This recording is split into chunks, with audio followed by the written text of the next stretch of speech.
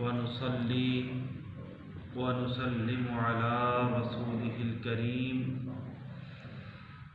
أما بعد فأعوذ بالله من الشيطان الرجيم بسم الله الرحمن الرحيم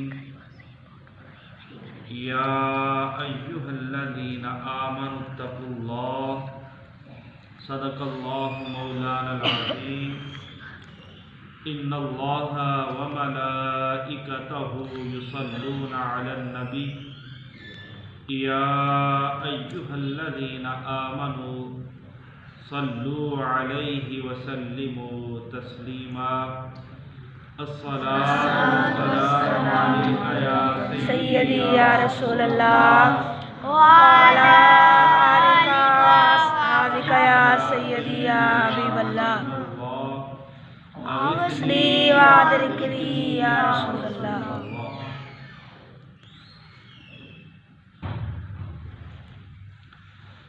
معزز و محتشم صاحبان ذی وقار، سب سے پہلے تو ہم اپنے پروردگار عالم کا شکر ادا کریں گے کہ جس مہربان نے مہربانی کی، جس کریم نے کرم کیا، جس فضیلتوں والے خدا نے فضل کیا، جس انعامات والے مالک نے نعمتوں کی برسات فرمائی، ہم گناہگاروں کو آج پھر اپنے پیارے حبیب صلی اللہ علیہ وآلہ وسلم کے وسیلہ جلیلہ سے اپنی پاک بارگاہ میں بلا کے گناہوں سے صاف کرنے کا اہتمام فرمایا۔ صاحبان ذی وقار، پروردگار عالم نے انسان کو جہنم کے عذاب سے بچانے کے لیے ہر اس طریقے کو بیان فرمایا جو طریقہ اپنا کر انسان نہ صرف جہنم سے بچ جاتا ہے بلکہ اللہ کی رحمت سے جنت کا حقدار بھی بن جاتا ہے۔ سبحان اللہ۔ یہ اللہ رب العزت کا انسانیت کے لیے ایک بے پناہ انعام ہے۔ اس نے جنت میں جانے کے کسی بھی راستے کو مخفی نہیں رکھا، پوشیدہ نہیں رکھا، چھپا کے نہیں رکھا، اور جہنم سے بچنے کے کسی بھی طریقے کو میرے رب نے ہماری آنکھوں سے اوجھل نہیں رکھا، فقط اس لیے کیونکہ میرے رب نے انسان کو بڑے ناز سے بنایا، اور جس چیز کو کوئی کاریگر، کوئی خالق انتہائی محبت سے بنائے تو اس چیز کو برباد ہونے سے بچانے کا بڑے خاص طریقے کا وہ اہتمام بھی کرتا ہے۔ ہم بہت سارے ایسے ہمارے گناہ ہیں، بہت سی ہماری ایسی برائیاں ہیں، بہت سی ہماری ایسی کوتاہیاں ہیں، بہت سے ہمارے ایسے اعمال ہیں کہ جن کو اپنا کر ہم نہ صرف غضب الہی کو دعوت دے دیتے ہیں بلکہ ہم اپنے لیے جنت کے دروازے کو بھی بند کر لیتے ہیں، حالانکہ ہم اس گناہ کو ظاہری طور پہ کوئی اتنا بڑا گناہ تصور بھی نہیں کرتے۔ جیسے آج کل عام ہے، بات بات پہ جھوٹ، بات بات پہ قسم، بات بات پہ لہو اللہ، بات بات پہ لغویات، اور یہ ہمارا تکیہ کلام ہو جاتا ہے۔ کسی کو بہن کی گالی دینا، کسی کو ماں کی گالی دینا، کسی کے ساتھ بغیر کسی مسئلے کے الجھاؤ پیدا کرنا، یہ ہمارا وتیرہ بن جاتا ہے، اور ایسی باتوں کو ہم بڑے فخر سے بیان کرتے ہیں کہ ہائے ہم نے فلاں بندے کو مارا، اس کا حق کھایا، اس کے ساتھ زیادتی کی، اور وہ ہمارا کچھ نہیں بگاڑ سکا۔ یاد رکھو، یہ سوچنا بھی کہ کوئی کسی کا کچھ نہیں بگاڑ سکتا، یہ سوچنا بھی عجیب سی بات بن جاتا ہے۔ بلکہ میرے نبی علیہ الصلوۃ والسلام نے تو بڑا شاندار ارشاد فرمایا، انصر الظالم والمظلوم، فرمایا جب کسی کو کسی پہ ظلم کرتا دیکھو، فرمایا ظالم کی بھی مدد کیا کرو، مظلوم کی بھی مدد کیا، یعنی جو ظلم کر رہا ہے اس کی مدد بھی کرنی ہے، اور جس پہ ظلم ہو رہا ہے اس کی بھی مدد کرنی ہے۔ تو جان کائنات علیہ الصلوۃ والسلام سے عرض کی گئی، یا رسول اللہ صلی اللہ علیہ وسلم، مظلوم کی مدد تو سمجھ میں آتی ہے تو اس پہ ظلم ہو رہا ہے ہم اس کی مدد کریں، ظالم کی مدد کا کیا تصور ہے؟ تو میرے نبی علیہ الصلوۃ والسلام نے ارشاد فرمایا، اس ظالم کو ظلم کرنے سے روکو گے، رب تمہیں ایک ظلم کو روکنے کا ثواب عطا فرمائے۔ سبحان اللہ۔ اب انہی باتوں میں سے ایک ہم گناہ عام تصور کرتے ہیں، وہ ہے پیشاب کرنا راستے میں یا سایہ دار۔ ہماری کیفیت ایسی بن گئی ہے، اب تو ہم اتنے واہیات ہو گئے ہیں، اتنے بے حیا ہو گئے ہیں، ادھر ہی لوگوں کی آمد و رفت کا سلسلہ ہوتا ہے، ادھر ہی منہ کر کے ہم اپنا یہ سلسلہ بولو براز کا، چھوٹے بڑے پیشاب کا ہی کرنا شروع کر دیتے ہیں۔ اور شیطان نے ہمارے ذہن پہ ایسا قبضہ کیا، اب تو ہماری بیٹی اپنے باپ کو کہہ رہی ہوتی ہے، ابا جی آپ مجھے بال سنوار کے بناؤ سنگار کر کے بازار جانے سے روک رہے ہیں، حیا تو نظروں میں ہوتی ہے، تیری اکھ پاک ہے، ان کڑا مسئلہ ہے۔ ایسے ہوتا ہے، بیٹی باپ کے گریبان کو ہاتھ ڈالتی کہ تو مجھے باہر کیوں نہیں جانے دیتا، اور بیٹا باپ کو سمجھا رہا ہوتا ہے، ابا جی تہاڈا وقت لنگ گیا، ہن ماڈرن دور ہے، جب تک کہ ماڈرن دور چ وڑو گے نہیں تو فائدہ ہونا کچھ نہیں۔ تو پھر انہی باتوں میں سے ہم کیا کرتے ہیں، کھلتے کھلتے کھلتے آگے چلے جاتے ہیں۔ پھر ایک ہم اس مسئلے کو آج لیں گے کہ ہم نے سایہ دار جگہ پہ پیشاب کرنا ہے یا نہیں کرنا، ہم نے راستے میں بولو براز کرنا ہے یا نہیں کرنا، اب اس طرف ہم جاتے ہیں۔ تو سیدنا ابو ہریرہ رضی اللہ تعالیٰ عنہ سے مروی ہے، ان رسول اللہ صلی اللہ علیہ وآلہ وسلم قال اتقوا اللعینین۔ سیدنا ابو ہریرہ رضی اللہ تعالیٰ عنہ فرماتے ہیں، آقا کریم علیہ السلام نے ارشاد فرمایا، دو بندوں سے بچ کے رہا کرو۔ یہ نہیں فرمایا ان کو بچاؤ، بلکہ کیا فرمایا، ان سے بچنا ہے تم نے۔ کیا مطلب؟ ان کا دامن نہیں تھامنا، ان سے دوستی نہیں لگانی، ان کے قریب نہیں جانا، ان کی بات پہ ان کے عمل پہ تم نے توجہ نہیں دینی۔ عرض کی، یا رسول اللہ صلی اللہ علیہ وآلہ وسلم ومن لاعنان، اے جان کائنات علیہ السلام فرمائیے تو صحیح یہ کون ہے جن کے بارے میں آپ ارشاد فرما رہے ہیں؟ تو میرے نبی علیہ السلام نے فرمایا، الذی یتخلی فی طرق الناس او فی ظلہم، فرمایا وہ بندہ جو لوگوں کے آمد و رفت والے راستے میں پیشاب کرے، اس سے بھی بچنا ہے، اور دوسرا وہ بندہ جو سائے میں پیشاب کرے، اس سے بھی بچنا ہے۔ راستہ آمد و رفت ہے، تعفن پھیلتا ہے، بیماریاں پھیلتی ہیں، نفرت آتی ہے وہاں سے۔ آدمی جتنا بھی گندا ہو نا جی صاحب، جتنا بھی گندا ہو، اسے کہا جائے نا اپنے ہی پیشاب کا گھونٹ پی لے، وہ کبھی بھی نہیں پیے گا۔ ہندو ہیں، گاؤں ماتا کا پیشاب پیتے ہیں، وہ جو ان کی گاؤں ماتا کہلاتی ہے نا، اس کا وہ پیشاب پیتے ہیں، اس کا براز کھاتے ہیں، اس کا گوبر کھاتے ہیں۔ لیکن انہیں کہو گائے کا تو کھا رہے ہو، اپنا کھا کے دکھاؤ، کبھی بھی نہیں کھائے، کیونکہ اس میں تعفن ہے، بیماری ہے، نفرت ہے۔ تو میرے نبی علیہ السلام نے کیا فرمایا؟ گویا پیغام کیا دیا جا رہا ہے، فرمایا تم راستے میں بیٹھ کے پیشاب کرو گے، راستے میں بیٹھ کے تم ایسی حرکت کرو گے، سائے میں بیٹھ کے تم براز کرو گے، فرمایا تم تو کر کے چلے جاؤ گے، بعد میں گزرنے والے کو تکلیف ہوگی، تو یہ تیرا کسی دوسرے کو تکلیف دینا یہ تیرے رب کو کبھی بھی پسند نہیں آئے۔ اللہ اکبر۔ اور نبی علیہ السلام نے ارشاد فرمایا سیدنا جابر رضی اللہ تعالیٰ عنہ کہتے ہیں نبی صلی اللہ علیہ وسلم انہ نہا ان یبال فی الماء الراکد او کما قال۔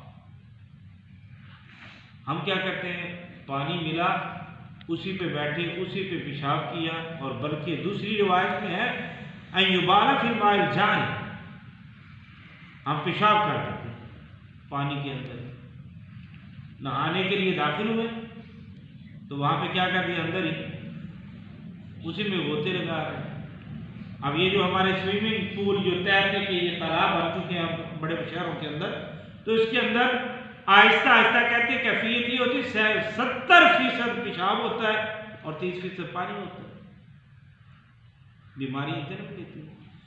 تو آج سے 1450 سال پہلے میرے نبی علیہ السلام نے ارشاد فرمایا تھا، فرمایا پانی جیسا بھی ہو، پانی کے اندر نہ تم نے چھوٹا پیشاب کرنا ہے نہ اس کے اندر بڑا پیشاب کرنا ہے۔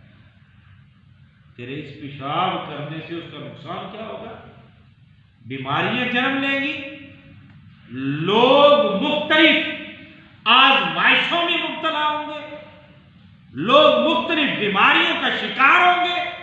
فرمایا تیرا چھوٹا سا کام کسی کو تکلیف دے گا تو یہ تیرا تکلیف دینا تیرے رب کو قطعاً ذرہ برابر بھی تیرے رب کو پسند آنے والا نہیں۔ اور میرے نبی علیہ السلام نے ارشاد فرمایا ان عبداللہ بن مغفر رضی اللہ تعالیٰ عنہ ان النبی صلی اللہ علیہ وسلم نہا ان یبول الرجل فی مستحمہ وقال ان عامت الوسواس منہ او کما قال۔ اب ہماری کیفیت ہم عام روٹین میں بندہ راستے میں پیشاب نہیں کرتا، بندہ سائے میں پیشاب نہیں کرتا، بندہ تالاب میں پیشاب نہیں کرتا، بندہ پانی کے اندر کھڑا ہو کے پیشاب بچ رہا ہے، لیکن ہماری کیا کیفیت ہوتی ہے، نہانے کے لیے داخل ہوئے تو کیا کیا، اوپر سے شاور چلایا اور غسل خانے کے اندر ہی کھڑے کھڑے کیا کر دیا، پیشاب کر دیا۔ آپ کو پتہ ہے یہ کیا کرتا ہے، یہ اس زبان کا فرمان آپ کو سنانے لگا ہوں جس زبان کے اندر کمال یہ ہے کہ اس زبان سے جو لفظ بھی نکلا اس لفظ کو رب نے تقدیر سے بڑھ کے درجہ عطا فرمایا، تقدیر بعد کی بات رہ جاتی ہے۔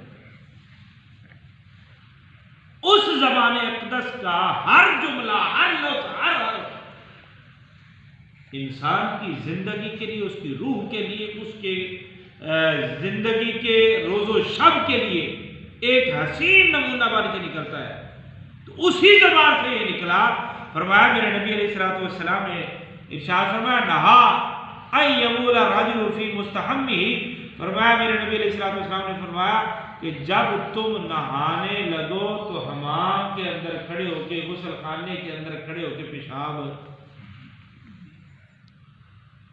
اچھا یہ تو نارمل سی بات ہے، ہم اندر رہے، اندر ہی واش روم میں اس کے اندر فلش لگا ہوا ہے، اسی دیر ادھر ہی ہم نے بیٹھ کے پیشاب کرنا ہے اور ادھر ہی نہانے کے لیے شاور لگا ہوا ہے، ادھر ہی نہانا ہے، تو پھر اس پہ کیا ہے، ادھر بیٹھ جائیے، ادھر کھڑے ہو کے پیشاب کرنے، اس میں تو کوئی حرج نہیں ہونا چاہیے۔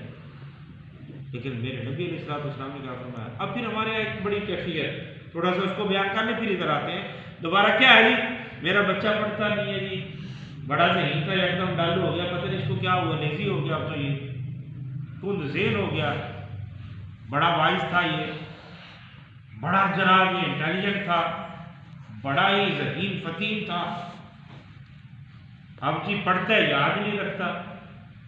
اب اکثر ہمارے پاس لوگ آتے ہیں جناب میرے بڑے بڑے گندے گندے وسوسے آتے ہیں، وہم آتے ہیں، ایسے ہوتا ہے، لوگ آتے ہیں جناب مولوی صاحب سن دسو سن بڑے بڑے گندے وہم آتے ہیں۔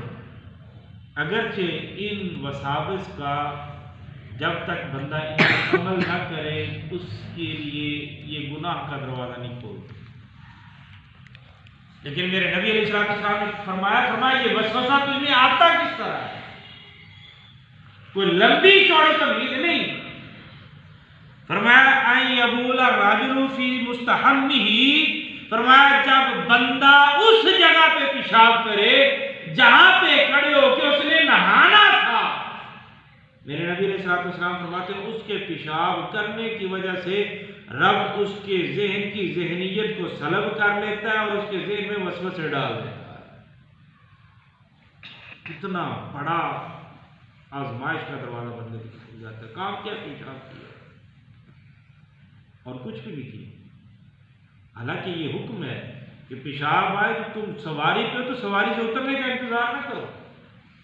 ہو سکتا ہے تمہاری کیفیت اترنے کی وجہ سے تمہارے لیے کوئی مسئلہ پیدا ہو جائے، اور یہ اتنا خطرناک ہے اگر تم اس کی اچھی طرح صفائی نہیں کرو گے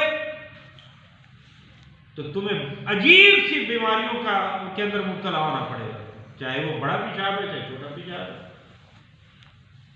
پھر حکماء، اطباء، ڈاکٹر سب کے پاس جاتے ہیں. کبھی ہم نے اس کو یہ کیفیت نہیں بیان کی. ابھی ہم پچھلے دنوں ایک دوست کا آپریشن تھا، اس کے گردے کا گردہ بالکل ڈیمیج ہو گیا تھا ایک، تو انہوں نے کہا جی اس کو ہم نے ایکسپائر کر دینا، ختم کر دینا، فنش کرنا ہے.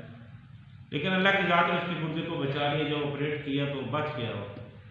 اس کی عادت کیا تھی؟ وہ کہتے ہیں 3-3 4-4 گھنٹے پیشاب روک کے رکھتا تھا، اور اگر کرنا بھی تو ایک اس نے دکان بنائی ہوئی تھی شاپر کے اندر کرنا، وہیں پہ شاپر کو گرا لگائی، نہ صفائی جسم کی نہ اس جگہ کی اور پیچھے جا کے پھینک دیا. تو اس کا کیا ہوا؟ اس کے گردہ ختم ہو گیا، اور اس کی اب کیفیت یہ ہے، میں نے ہم آنکھوں سے دیکھ رہا ہوں، اس کو میں نے اچھی طرح دیکھا ہوا ہے، وہ چلتا ہے اس کو ہوش نہیں رہتا. یہ آج ہماری آنکھوں کے سامنے ہے ایسا فیل کہ جس کو میرے نبی علیہ السلام نے 1450 سال پہلے بیان کر دیا تھا کہ ایسا کام نہ کرنا ورنہ تمہاری کیفیت یہ ہوگی تم سوچو گے کچھ اور تمہارے ذہن میں بات کوئی اور آ رہی. کتنی بڑی آزمائش ہے جس کو ہم سمجھتے نہیں، اس کو گناہ نہیں سمجھتے. ابھی ہم اس طرف نہیں جاتے کہ کپڑوں پہ پیشاب لگ جائے تو کون سا عذاب ہے. یہ تو ہمارا علم نشست کا لیکچر ہے نا. آج تو ہم نے دیکھنا ہے ہم نے پیشاب کے لیے جگہ کون سی منتخب کرنی ہے، اور اس جگہ پہ جانے کے لیے یا اس جگہ کے خطرناک ہونے کے لیے اتنا ہی کافی ہے کہ بتایا جاتا ہے بابا جب بھی ادھر جانا ہے سجا پیر نہیں رکھنا. کون سا رکھنا ہے؟ بایاں پاؤں کا رکھنا ہے، دایاں نہیں رکھنا، کھبا پیر رکھنا ہے. یعنی اتنی غلیظ جگہ، شیاطین کا یہ گڑھ، جنوں کی یہ مسکن کی جگہ ہے. پھر یہ نہیں فرمایا کہ صرف بایاں پاؤں رکھ کے جاؤ، بلکہ کیا کہا؟ اللہم انی اعوذ بک من الخبث والخبائث پڑھ کے جاؤ کہ اندر جو وساوس ہیں، جو شیطانی قوتیں ہیں، جو جن کے شکل کے اندر قوتیں نقصان دینے والی، ان سے بچنے کی دعا بھی پڑھ کے جاؤ. اتنا یہ سخت کام ہے جس کو ہم معمولی سمجھتے ہیں. اور میرے نبی علیہ السلام کے ماننے والوں سیدنا مقبول رضی اللہ تعالی عنہ فرماتے ہیں کہ آقا کریم علیہ السلام نے نہا رسول اللہ صلی اللہ علیہ وسلم ان یبال بابواب المسجد. فرمایا آقا کریم علیہ السلام نے یہاں تک ارشاد فرمایا تیسری جگہ، پہلی کون سی تھی؟ راستہ. دوسرا کیا تھا؟ سایہ دار جگہ. اور تیسری جگہ فرمایا مسجد کے دروازے پہ بھی کبھی پیشاب نہیں کرنا. ساڑھا تھا پیشاب ہم نکل گئی مسجد ہی لٹرینا چاہتے. ابھی ہماری یہ ٹوائلٹس خراب ہیں، یہ ہماری لیٹرینز، تو ہمیں شکایتیں آ رہی ہیں مولوی جی ذرا جلدی کر لو. مولوی کا تھوڑا چوڑا ہو گیا نا، جس نے آپ کے پیشاب کی جگہ کو خود ہاتھ سے صاف کرنا ہے وہ امامت بھی کرے اور آپ کے پیشاب کی جگہ کی بھی صفائی کرے، یہ اس کی ذمہ داری ہے. تو کیا ہے؟ میرے نبی علیہ السلام نے نہا ان یبال بابواب المسجد، میرے نبی علیہ السلام نے فرمایا جہاں مسجد کا دروازہ آ جائے وہاں بھی کبھی پیشاب نہ کرنا. اور جو بندہ ان باتوں سے بچ جاتا ہے تو کیا ہوتا ہے؟ بلکہ میرے نبی علیہ الصلوۃ والسلام کے فرامین کی روشنی میں ہم ایک ہی حدیث طیبہ آپ کے سامنے رکھنے لگے ہیں گفتگو کو اختتام کرتے ہوئے کہ میرے نبی علیہ الصلوۃ والسلام نے ارشاد فرمایا من لم یستقبل القبلۃ ولم یستدبرها فی الغائط کتب له حسنۃ ومحی عنہ سیئۃ او کما قال، فرمایا جو بندہ نہ تو قبلہ کی طرف منہ کر کے پیشاب بڑا کرے نہ چھوٹا کرے. ہم تو کیا کرتے ہیں، چھوٹا پیشاب بھی گھر میں واش روم ہوتا ہے نہیں تو ہمارا جو کیا مستری کہہ دیتا مولوی جی ایدا نہیں، ایسے میں واش روم بنا لو، جگہ اس طرح بنتی ہے. ہم کہتے ہیں نقشہ نہ خراب ہو، ٹھیک ہے یار کعبے کی طرف منہ ہوتا تو ہوتا ہے پیشاب کا. ننگی حالت میں نہ کعبے کی طرف پشت کرنا مناسب ہے، نہ کعبے کی طرف اپنا جسم کا اگلا حصہ کرنا اس کی اجازت ہے. ہم تو ننگے گھومتے رہتے ہیں، ہمیں تو کوئی باتوں کی خبر ہی نہیں ہوتی. اور گھروں کے اکثر یہ جو فلش سسٹم ہے ان کی سیٹوں کے منہ کدھر ہے؟ کعبے کی طرف. تو میرے نبی علیہ السلام کا فرمایا جو بندہ قبلہ کی طرف منہ کر کے بڑا پیشاب بھی نہ کرے چھوٹا بھی نہ کرے، اس بات سے بچ جائے. فرمایا کتب لہ حسنۃ، فرمایا رب اس کو انعام یہ دیتا ہے کہ اب اس نے پیشاب کرنا تھا، آگے قبلہ کی طرف اس کا رخ ہو گیا، اس نے اپنا رخ موڑا. میرے نبی علیہ السلام فرماتے اس نے اپنا چہرہ کعبے سے موڑا، رب نے اس کو ایک نیکی کا ثواب عطا فرما دیا. کچھ بھی نہیں اور کیا، صرف کیا تھا ننگا ہو کہ کعبے کی طرف منہ کر کے بیٹھنے لگا، اسے پتہ چلا ادھر تو کعبہ ادھر منہ کے اس نے پھیر دیا. اور کیا فرمایا محی عنہ سیئۃ، فرمایا دوسرا انعام یہ ہے ایک نیکی کا ثواب ملتا ہے اور ایک گناہ کو میرا رب مٹا دیتا ہے. اس لیے میں طلباء سے، اپنے بچوں سے، چھوٹے احباب سے اور بڑوں سے گزارش کروں گا، یہ اس کو معمولی نہ سمجھیں آپ کہ ہم گئے ہم نے ایسے بے توجہی کے ساتھ یہ فیل کر دیا، جدھر پیشاب آیا وہیں پہ ہم نے ہزار بند کھولا اور سطر کو ننگا کیا، وہیں پہ بیٹھ گئے اور بغیر دھوئے بغیر صفائی کے اٹھ کے چلے گئے. اس کو ہم انشاءاللہ ترتیب سے چلائیں گے کہ کس طرح آپ نے کیا کیا معاملات کرنے ہیں. آپ یہ بات ذہن میں رکھیں، آج آپ نے جو باتیں ذہن میں رکھنی ہے، پہلا کدھر آپ نے بیٹھ کے پیشاب نہیں کرنا؟ راستے میں. دوسرا کون سا؟ سائے میں. اور تیسرا کون سا؟ مسجد کے دروازے پہ. کیا مطلب مسجد کی کو اگر تو انتظامیہ نے کہ الگ جگہ بنائیے تو ٹھیک ہے، نہیں تو مسجد کے اندر یا مسجد کے سامنے کہیں بھی آپ پیشاب. اور چوتھا کدھر ہے؟ قبلہ کی طرف نہ منہ کر کے پیشاب کرنا ہے، نہ قبلہ کی طرف پیٹ کر کے پیشاب کرنا ہے. اللہ رب العزت اپنی پیارے حبیب صلی اللہ علیہ وسلم کے وسیلہ جلیلہ سے ہم گناہ گاروں کو ہر وہ فعل کرنے کی توفیق عطا فرمائے جس فعل کے کرنے سے ہمارا رب بھی ہم سے راضی ہو جائے، اس کا پیارا حبیب علیہ السلام بھی ہم سے راضی ہو جائے. وما علینا الا البلاغ المبین.